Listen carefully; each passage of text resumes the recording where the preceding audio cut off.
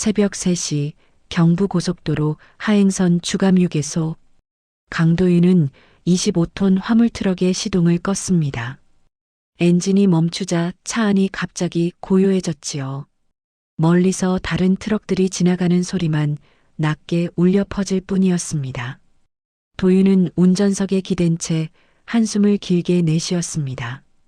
부산에서 서울까지 오늘만 해도 12시간을 운전했습니다. 허리는 뻐근했고 어깨는 돌처럼 굳어 있었지요. 하지만 그는 휴게소 건물로 들어갈 생각이 없었습니다. 대신 조수석에 놓인 휴대폰을 집어들었습니다. 화면을 켜자 하얀 빛이 얼굴을 비쳤습니다. 도윤의 눈가에 주름이 깊게 패여 있었습니다. 43, 화물차를 몬 지 20년이 넘었습니다. 젊었을 때는 힘들어도 웃으며 넘겼습니다. 집에 돌아가면 아내 서연이 있었고 아들 지호가 있었으니까요. 아빠 언제 와? 예전에 지호는 전화할 때마다 그렇게 물었습니다.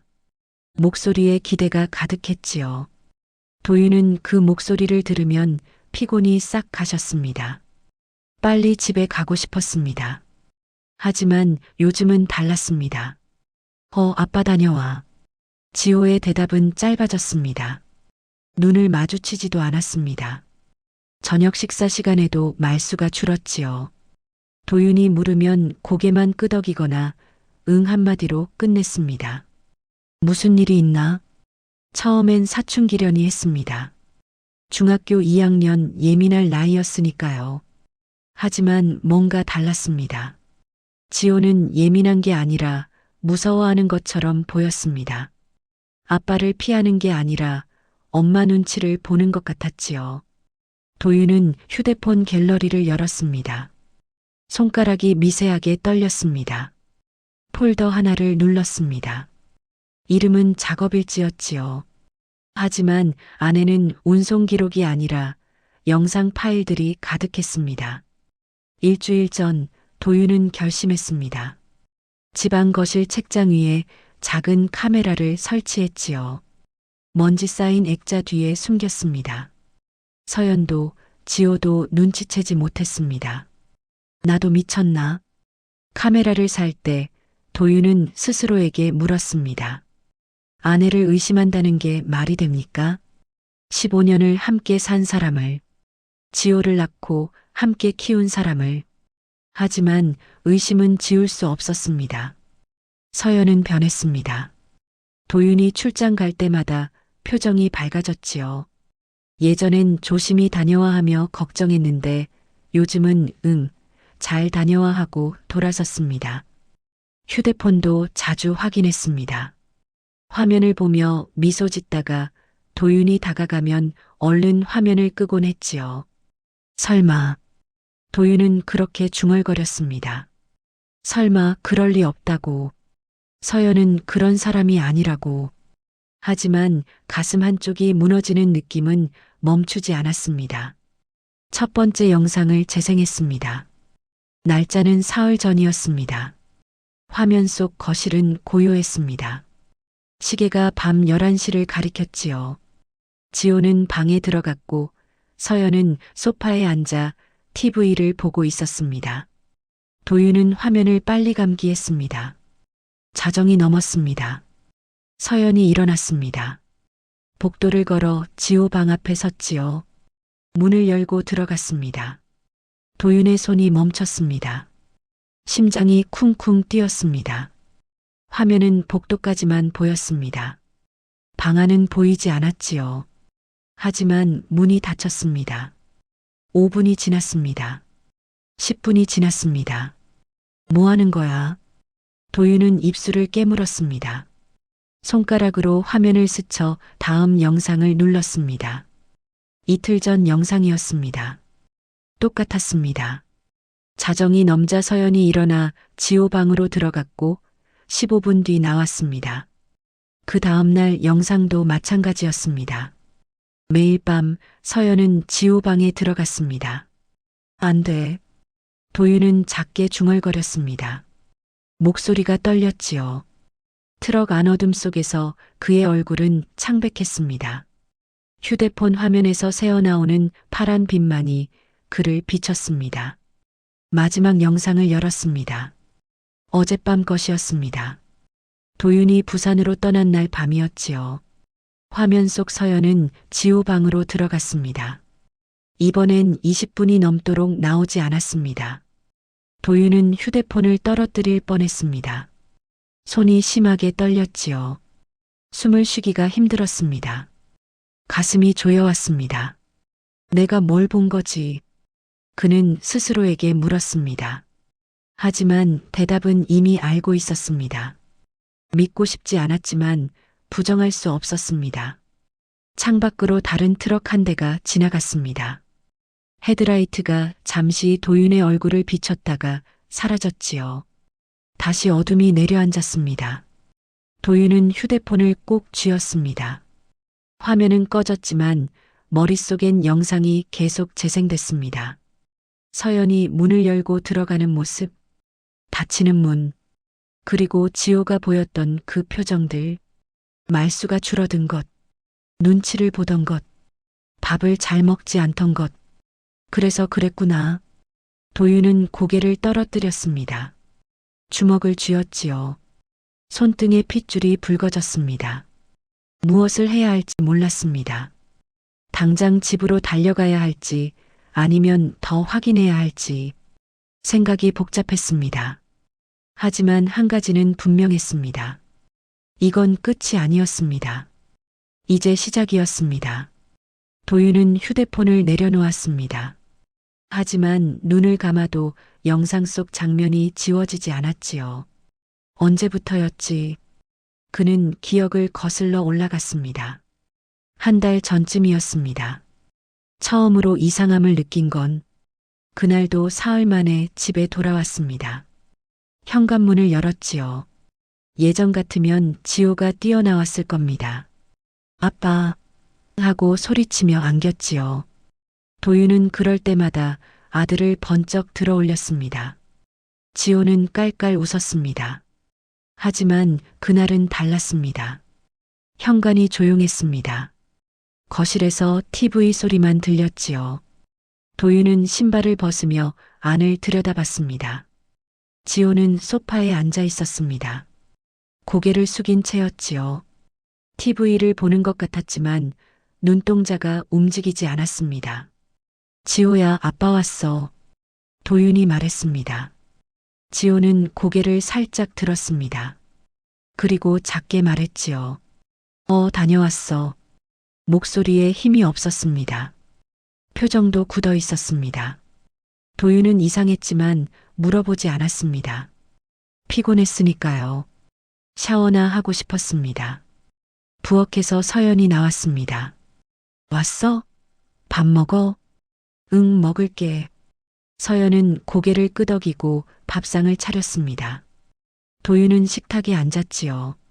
지호도 따라 앉았습니다. 식사 시간이었습니다. 하지만 대화가 없었습니다. 도윤은 밥을 먹으며 지호를 힐끗 봤습니다. 아들은 고개를 숙인 채 젓가락을 움직였지요. 반찬을 집지도 않았습니다. 밥만 조금씩 떴습니다. 지호야, 반찬 먹어. 도윤이 말했습니다. 지호는 고개를 들지 않고 대답했지요. 응. 하지만 젓가락은 움직이지 않았습니다. 지호는 서연을 힐끗 쳐다봤습니다. 눈치를 보는 것 같았지요. 서연은 조용히 밥을 먹고 있었습니다. 도윤은 이상했지만 넘어갔습니다. 그냥 피곤한 날이려니 했지요. 며칠 뒤였습니다. 도윤은 짐을 싸고 있었습니다. 다음 날 아침 일찍 출발해야 했지요. 지호가 방문을 살짝 열고 들어왔습니다. 아빠. 응? 왜? 도윤은 짐을 싸던 손을 멈췄습니다. 지호는 문 앞에 서서 망설였지요. 입술을 깨물었습니다. 언제 와? 글쎄, 이틀 걸릴 거야. 빨리 올게. 지호는 고개를 끄덕였습니다. 그리고 작게 말했지요. 아빠, 근데 엄마한테는 말하지 마. 응? 뭘? 도윤이 물었습니다. 하지만 지호는 대답하지 않았습니다. 고개를 저으며 방을 나갔지요. 문이 닫혔습니다. 도윤은 멍하니 문을 바라봤습니다. 무슨 말을 하려던 걸까요? 왜 엄마한테 말하지 말라고 했을까요? 그때 복도에서 인기척이 들렸습니다. 도윤은 문을 열었지요. 복도는 어두웠습니다. 하지만 저 끝 거실 쪽에서 누군가 서 있었습니다. 서연이었습니다. 그녀는 복도를 바라보고 있었지요. 도윤과 눈이 마주쳤습니다. 서연은 아무 말 없이 거실로 돌아갔습니다. 지호 말을 들었나? 도윤은 그렇게 생각했습니다. 하지만 확인하지 않았습니다. 다음 날 일찍 떠나야 했으니까요. 그리고 또 일주일이 지났습니다. 학교에서 전화가 왔습니다. 담임 선생님이었지요. 아버님, 지호 요즘 좀 이상해요. 네, 무슨 일인데요? 도윤은 고속도로를 달리며 전화를 받았습니다. 목소리가 떨렸지요. 수업 시간에 깜짝깜짝 놀라요. 누가 이름 부르면 화들짝 놀라고요. 말도 거의 안 해요. 친구들하고도 안 어울리고. 아, 그게. 도윤은 말을 더듬었습니다. 무슨 말을 해야 할지 몰랐지요. 혹시 집에 무슨 일 있으세요? 부부 싸움이라든가 아니면. 아니요, 그런 거 없어요. 도윤은 얼른 말을 끊었습니다. 목소리가 크게 나왔지요. 요즘 애들 다 그렇죠 뭐. 사춘기라 그런 거 아닐까요? 선생님은 잠시 침묵했습니다. 그리고 조심스럽게 말했지요. 그래도 한번 상담을 받아보시는 게 괜찮습니다. 제가 잘 얘기해 볼게요. 도윤은 전화를 끊었습니다. 손이 떨렸지요. 핸들을 꽉 쥐었습니다. 괜찮겠지. 그는 스스로를 달랬습니다. 지호는 원래 조용한 아이였습니다. 학교에서 장난치거나 떠들지 않았지요. 공부도 잘했습니다. 착한 아이였습니다. 내가 너무 예민한 건가? 도윤은 그렇게 생각했습니다. 집에 자주 못 있어서 아들을 잘 모르는 건지도 몰랐습니다. 서연이 더 잘 알 거라고 믿었지요. 그래서 전화했습니다. 여보, 나야. 응, 왜? 서연의 목소리는 차가웠습니다. 예전처럼 따뜻하지 않았지요. 학교에서 전화 왔어. 지호가 요즘 좀 이상하대. 뭐가? 수업 시간에 깜짝깜짝 놀란다고. 말도 안 하고. 서연은 잠시 말이 없었습니다. 그리고 짧게 대답했지요. 그래, 나는 몰랐는데. 집에선 괜찮아 보이던데. 정말? 응. 너무 걱정하지 마. 학교에서 뭐 있었나 보지. 도윤은 안심했습니다. 서연이 그렇게 말하니까요. 아내는 집에 있으니 더 잘 알 거라고 믿었습니다. 그래, 알았어. 근데 너도 좀 신경 써줘. 알았어. 서연은 짧게 말하고 전화를 끊었습니다. 도윤은 휴대폰을 내려놓았습니다. 하지만 마음 한쪽이 무거웠지요. 뭔가 놓치고 있는 것 같았습니다. 지금 트럭 안에서 도윤은 그때를 떠올렸습니다. 내가 바보였구나. 그는 스스로를 자책했습니다. 신호는 있었습니다. 지호의 변한 모습, 학교 선생님의 전화, 아들이 속삭였던 말. 하지만 도윤은 외면했습니다. 믿고 싶지 않았으니까요. 서연이 그럴 리 없다고 생각했습니다. 자신이 집에 없어서 아내만 고생시킨다고 생각했지요. 오히려 미안해했습니다. 미안해, 지호야. 도윤은 작게 중얼거렸습니다. 목소리가 떨렸지요. 눈가가 뜨거워졌습니다. 그는 주먹을 쥐었습니다. 이대로 있을 수 없었습니다. 당장 집으로 가야 했지요. 지호를 데리고 나와야 했습니다. 하지만 어떡해요. 증거는 있지만 확실하지 않았습니다. 서연은 부인할 겁니다. 지호는 말하지 못할 거고요. 도윤은 깊게 숨을 들이쉬었습니다. 그리고 결심했습니다. 더 확실한 증거가 필요했습니다. 그는 시동을 걸었습니다. 트럭이 다시 움직이기 시작했지요. 헤드라이트가 어둠을 밝혔습니다. 서울까지는 아직 멀었습니다. 하지만 도윤은 서두르지 않았습니다. 준비가 필요했으니까요. 도윤은 다시 휴대폰을 집어들었습니다. 손이 떨렸지요. 화면을 켜자 폴더 목록이 떴습니다. 마지막 영상이 하나 더 있었습니다. 파일명은 324만 2337이었습니다. 3일 전 밤 11시 37분에 녹화된 것이었지요. 도윤은 그날 대전 어디쯤에 있었습니다. 집에 전화했을 때 서연은 곧 잘 거야 하고 말했습니다. 도윤은 영상을 재생했습니다. 화면은 어두웠습니다. 야간 모드로 촬영되어 흐릿한 초록빛이었지요. 거실이 보였습니다. 시계가 자정에 가까웠습니다. 복도로 카메라 각도가 잡혀 있었습니다. 지호 방문이 보였지요. 문은 닫혀 있었습니다. 시간이 흘렀습니다. 자정이 지났습니다. 복도에서 인기척이 들렸습니다. 서연이었습니다. 그녀는 천천히 복도를 걸어왔지요. 손에 뭔가 들고 있었습니다. 서연은 지호 방문 앞에 섰습니다. 손잡이를 잡았지요.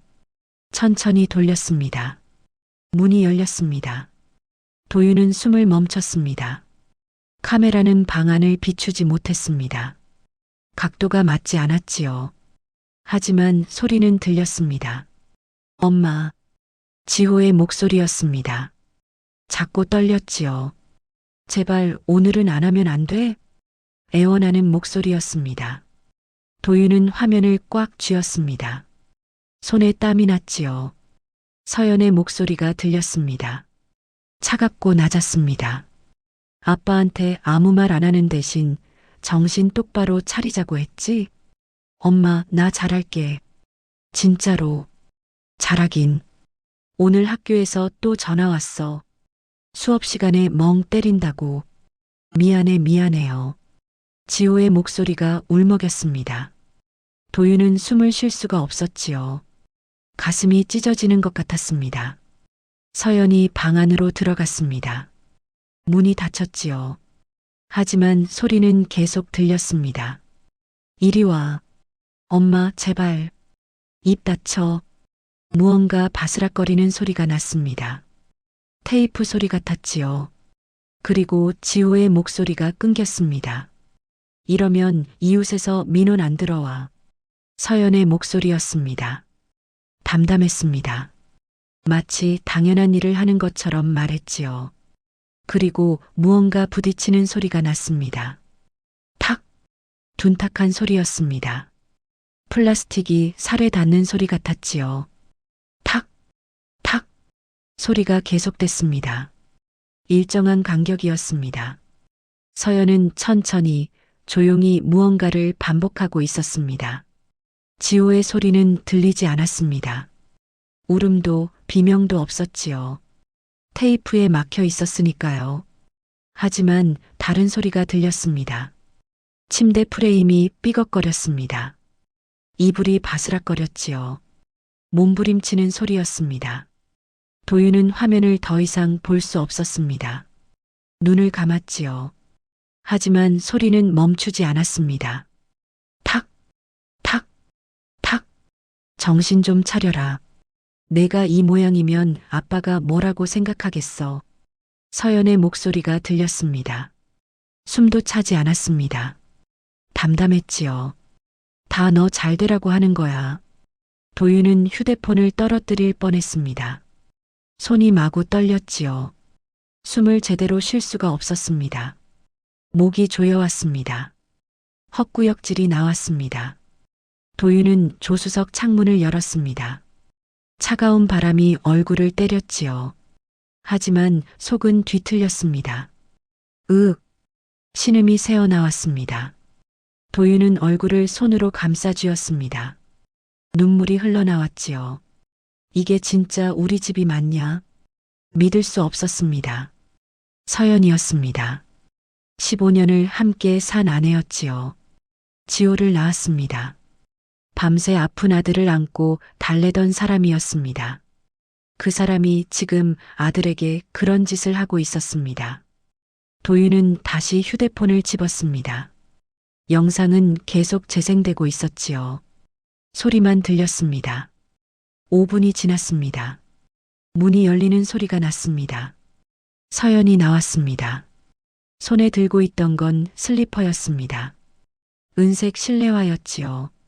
집에서 늘 신던 거였습니다.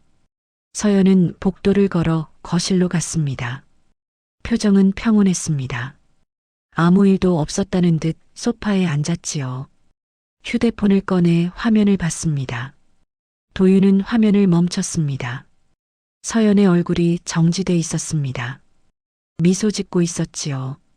휴대폰을 보며 웃고 있었습니다. 저게 사람이야. 도윤은 이를 갈았습니다. 주먹을 쥐었지요. 손톱이 손바닥에 박혔습니다. 하지만 아프지 않았습니다. 분노가 치솟았습니다. 가슴속에서 뭔가 타올랐지요. 하지만 동시에 공포도 밀려왔습니다. 저 사람과 15년을 살았습니다. 같은 침대에서 잤습니다. 밥을 먹었지요. 그리고 지호를 맡겼습니다. 내가 미쳤구나. 도윤은 스스로를 자책했습니다. 신호는 있었습니다. 지호의 변화, 학교의 전화, 아들이 속삭였던 말. 하지만 도윤은 믿었습니다. 서연을 믿었지요. 아내니까, 엄마니까. 젠장. 도윤은 주먹으로 대시보드를 쳤습니다. 둔탁한 소리가 났지요. 손이 아팠습니다. 하지만 계속 쳤습니다. 쿵, 쿵, 쿵. 분노와 자책과 공포가 뒤섞였습니다. 눈물이 멈추지 않았지요. 얼마나 지났을까요? 도윤은 숨을 고르며 멈췄습니다. 손등이 벌겋게 부어올랐습니다. 그는 휴대폰을 다시 집었습니다. 화면 속 서연은 여전히 미소 짓고 있었지요. 도윤은 영상을 저장했습니다. 백업도 했습니다. 클라우드에 올렸지요. 그리고 결심했습니다. 더 이상 기다릴 수 없었습니다. 당장 집으로 가야 했지요. 지호를 데리고 나와야 했습니다. 하지만 혼자서는 안 됐습니다. 서연이 가만히 있지 않을 거였으니까요. 도윤은 전화번호를 찾았습니다. 손이 떨렸지만 번호를 눌렀지요. 신호음이 울렸습니다. 한 번, 두 번. 여보세요? 익숙한 목소리가 들렸습니다. 도윤의 형이었지요. 형, 나야. 도윤아, 무슨 일이야? 이 시간에. 도윤은 잠시 말이 막혔습니다. 목이 메었지요. 하지만 억지로 입을 열었습니다. 형, 지호를 좀 구해야 돼. 목소리가 떨렸습니다. 형은 잠시 침묵했지요. 그리고 조심스럽게 물었습니다. 무슨 일인데? 도윤은 깊게 숨을 들이쉬었습니다. 그리고 말하기 시작했습니다. 이제 숨길 수 없었습니다. 도윤은 형과의 통화를 끊었습니다. 손이 여전히 떨렸지요. 하지만 멈출 수 없었습니다. 다음 전화를 걸었습니다.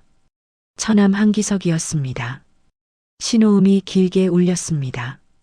새벽 4시였으니까요. 기석은 자고 있을 겁니다. 여보세요. 졸린 목소리가 들렸습니다. 도윤은 급하게 말했지요. 기석아, 나야. 형부님? 무슨 일이세요? 이 시간에 부탁이 있어. 지금 당장 우리 집에 가줄 수 있어? 기석은 잠시 침묵했습니다. 그리고 조심스럽게 물었지요. 지금요? 새벽에요? 응. 지호를 데리고 나와야 돼. 내 집으로 데려가줘. 네. 그게 무슨... 도윤은 말을 끊었습니다. 목소리가 떨렸지요. 영상 하나 보낼게. 보고 판단해줘. 제발. 알겠습니다. 도윤은 영상을 전송했습니다. 파일이 전송되는 동안 숨을 참았지요. 심장이 빠르게 뛰었습니다. 5분쯤 지났습니다. 기석에게서 전화가 왔습니다. 형부님, 이게 진짜예요? 목소리가 떨렸습니다. 충격받은 것 같았지요. 진짜야. 우리 집에 설치한 카메라에 찍혔어. 세상에 누나가? 응. 그래서 부탁하는 거야. 지호를 당장 데리고 나와줘. 기석은 잠시 말이 없었습니다. 숨소리만 들렸지요. 그리고 단호하게 대답했습니다. 알겠습니다. 지금 갈게요. 고마워. 도윤은 전화를 끊었습니다. 그리고 시동을 걸었지요. 트럭이 다시 움직이기 시작했습니다. 서울까지 3시간이었습니다. 도윤은 속도를 높였지요. 기석은 약속을 지켰습니다. 새벽 5시 그는 도윤의 집 앞에 도착했습니다. 현관 비밀번호를 눌렀지요. 문이 열렸습니다. 거실은 조용했습니다. 아직 모두 자고 있었습니다. 기석은 지호 방으로 갔습니다. 문을 살짝 열었지요. 지호는 침대에 누워 있었습니다. 하지만 자지 않았습니다. 천장을 보고 있었지요. 지호야. 기석이 작게 불렀습니다. 지호는 고개를 돌렸습니다. 삼촌을 보고 눈이 커졌지요. 삼촌? 응. 나 따라와. 조용히. 왜요? 아빠가 부탁했어. 우리 집에서 좀 지내자. 지호는 망설였습니다. 엄마 방을 힐끗 봤지요. 기석은 지호의 손을 잡았습니다. 괜찮아. 삼촌이 지켜줄게. 지호는 고개를 끄덕였습니다. 침대에서 내려왔지요. 신발을 신었습니다. 두 사람은 조용히 현관으로 나왔습니다. 문을 닫았지요. 서연은 깨지 않았습니다. 도윤은 오전 8시에 은성경찰서에 도착했습니다. 트럭을 주차장에 세우고 건물 안으로 들어갔지요. 여성 청소년계 사무실이었습니다. 책상에 앉은 경찰관이 도윤을 봤습니다. 무슨 일로 오셨어요? 아동학대 신고하러 왔습니다. 경찰관은 고개를 끄덕이며 서류를 꺼냈습니다. 도윤은 자리에 앉았지요. 피해자가 누구죠? 제 아들입니다. 중학교 2학년이고요. 가해자는요? 도윤은 잠시 말을 멈췄습니다. 입술을 깨물었지요. 그리고 말했습니다. 제 아내입니다. 경찰관은 펜을 든 채 도윤을 봤습니다. 표정이 굳었지요. 증거가 있으신가요? 영상 있습니다. 도윤은 휴대폰을 꺼냈습니다. 영상을 재생했지요. 경찰관은 화면을 봤습니다. 소리가 흘러나왔습니다. 지호의 애원, 서연의 차가운 목소리, 테이프 소리, 그리고 반복되는 둔탁한 소리. 경찰관의 얼굴이 굳었습니다. 영상이 끝나자 그는 고개를 들었지요. 긴급 임시보호 명령 신청하시겠습니까? 네. 부탁드립니다. 조사는 오래 걸렸습니다. 도윤은 진술서를 작성했습니다. 손이 떨렸지만 또박또박 썼지요. 언제부터 이상했는지, 어떤 변화가 있었는지, 카메라를 왜 설치했는지 모두 적었습니다. 사흘 뒤 법원에서 긴급 임시보호 명령이 내려졌습니다. 서연은 지호에게 접근할 수 없었습니다. 100m 이내로 다가올 수도 없었지요. 지호는 기석의 집에서 지냈습니다. 하지만 싸움은 시작에 불과했습니다. 서연은 변호사를 선임했습니다. 법정에 나와 주장했지요. 저는 아이를 사랑합니다. 다만 힘든 육아 과정에서 몇 번 체벌을 했을 뿐입니다. 영상은 과장됐어요. 변호사도 거들었습니다. 아동학대라고 단정하기 어렵습니다. 교육 차원의 훈육이었다고 봐야 합니다. 도윤은 분노했습니다. 하지만 참았지요. 감정을 드러내면 불리했으니까요. 더 힘든 건 주변 시선이었습니다. 이웃 사람들이 수군거렸습니다. 도윤이 지나가면 고개를 돌렸지요. 저 집에 엄마 진짜 잘 키우는데 맨날 학교 행사도 빠짐없이 나오고 아빠가 집에 없으니까 외롭다고 그런 거 아냐? 교회 사람들도 마찬가지였습니다. 서연은 교회에서 모범적이었으니까요. 봉사도 열심히 했습니다. 헌금도 꼬박꼬박 냈지요. 서연 집사님이 그럴 리 없어요. 요즘 남편들이 예민해서 그래요. 도윤은 외로웠습니다.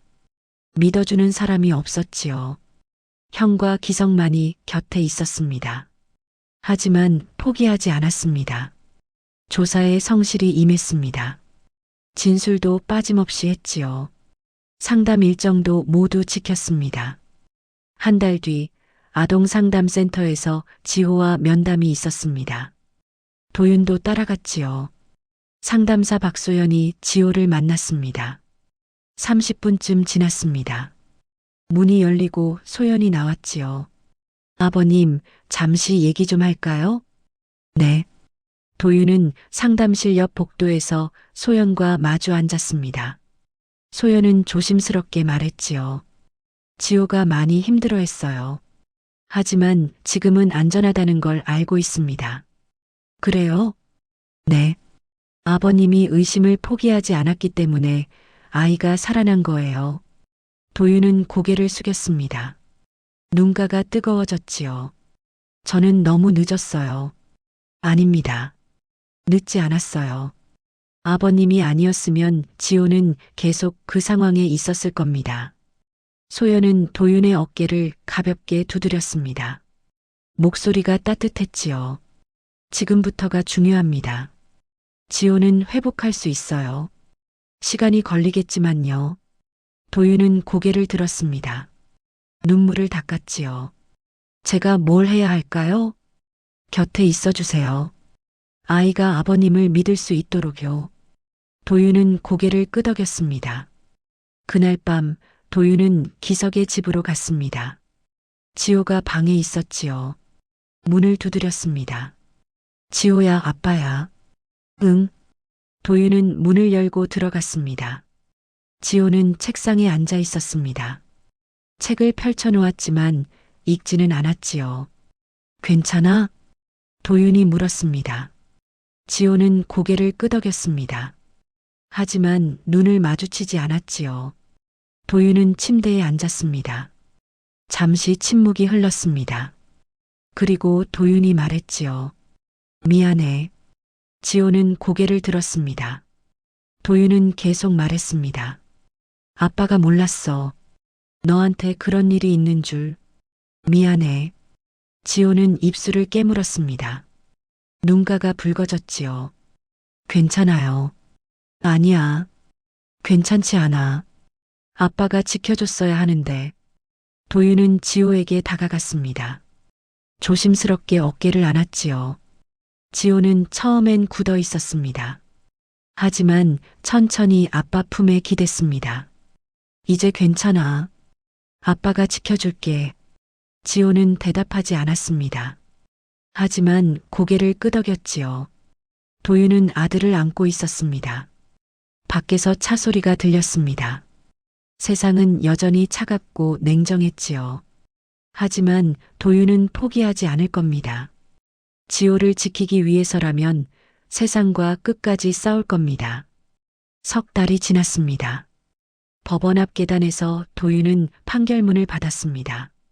손이 떨렸지요. 봉투를 뜯었습니다. 친권자 및 양육자 부강도윤. 도윤은 눈을 감았습니다. 긴 숨을 내쉬었지요. 가슴 한쪽이 무너지는 것 같았습니다. 하지만 안도였습니다. 형이 옆에 서 있었습니다. 어깨를 두드렸지요. 고생했다. 형? 도윤은 더 이상 말할 수 없었습니다. 목이 메었으니까요. 서연에게는 징역 1년에 집행유예 2년이 선고됐습니다. 아동학대 전과가 남았지요. 상담과 치료 의무도 내려졌습니다. 면접교섭권은 보류됐습니다. 지호의 의사와 치료 경과를 보고 추후 결정하기로 했지요. 도윤은 법원을 나왔습니다. 햇빛이 눈부셨습니다. 봄이었습니다. 이제 시작이구나. 도윤은 그렇게 생각했습니다. 싸움은 끝났지만 회복은 이제부터였으니까요. 은성시 작은 공원이었습니다. 도윤과 지호는 벤치에 앉아 있었습니다. 주말 오후였지요. 공원엔 사람들이 많았습니다. 아이들이 뛰어놀았습니다. 강아지를 산책시키는 사람들도 보였지요. 지호야, 공 찰래? 도윤이 물었습니다. 지호는 잠시 망설였습니다. 그리고 고개를 끄덕였지요. 응. 도윤은 가방에서 축구공을 꺼냈습니다. 잔디밭으로 나갔지요. 지호도 따라왔습니다. 공을 차기 시작했습니다. 처음엔 조심스러웠습니다. 지호는 공을 제대로 차지 못했지요. 빗나가기도 했습니다. 하지만 점차 나아졌습니다. 도윤이 패스하면 지호가 받았습니다. 공이 오가기 시작했지요. 지호가 웃었습니다. 크게 웃지는 않았습니다. 예전처럼 시끄럽지도 않았지요. 하지만 입가에 미소가 번졌습니다. 눈도 조금 빛났습니다. 도윤은 그 모습을 보며 가슴이 따뜻해졌습니다. 조금씩이지만 돌아오고 있구나. 상담사 박소연이 말했습니다. 회복은 천천히 온다고, 시간이 걸린다고. 도윤은 알고 있었습니다. 서두르지 않기로 했지요. 공을 주고받던 지호가 멈췄습니다. 공을 발 아래 두고 도윤을 봤습니다. 아빠, 응? 나 커서 나 같은 애들 도와주는 사람 되고 싶어. 도윤은 걸음을 멈췄습니다. 지호를 바라봤지요. 아들은 진지한 표정이었습니다. 무슨 일을 하고 싶은데? 잘 모르겠어. 근데 힘든 애들이 있으면 그 애들한테 괜찮아라고 말해주고 싶어. 도윤은 지호에게 다가갔습니다. 머리를 쓰다듬었지요. 그래. 좋은 생각이다. 아빠도 그때까지 옆에서 도와줄 거지? 당연하지. 아빠는 계속 옆에 있을 거야. 지호는 고개를 끄덕였습니다. 그리고 다시 공을 찼지요. 도윤도 받았습니다. 공원 벤치로 돌아왔을 때였습니다. 지호가 물통에서 물을 마시다 말고 물었습니다. 아빠, 그때 카메라 달 때 무서웠어? 도윤은 잠시 망설였습니다. 솔직하게 말해야 할지 고민됐지요. 하지만 거짓말하고 싶지 않았습니다. 무서웠지. 왜? 진실을 알게 될까봐. 내가 믿고 싶은 게 아니라 진짜가 뭔지 알게 될까봐. 지호는 물통을 내려놓았습니다. 도윤을 봤지요. 근데 달았잖아. 응.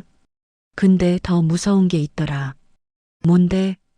도윤은 지호를 똑바로 봤습니다. 목소리가 낮아졌지요. 아무것도 안 보는 척 하는 거. 이상한 걸 알면서도 못 본 척, 못 들은 척 하는 거. 그게 더 무서웠어. 지호는 고개를 끄덕였습니다. 아무 말 없이 아빠 옆에 앉았지요. 아빠 고마워. 응? 그때 나 믿어줘서. 도윤은 지호의 어깨를 안았습니다.